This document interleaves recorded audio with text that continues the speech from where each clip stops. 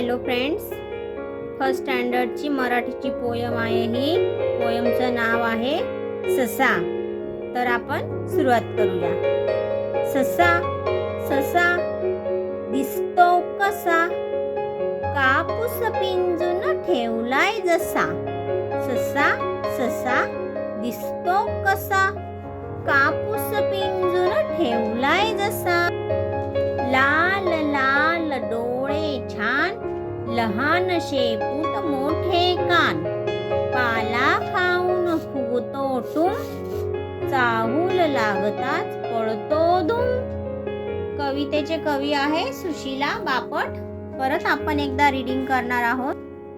ससा ससा दिसतो कसा, कापूस पिंजून ठेवलाय जसा.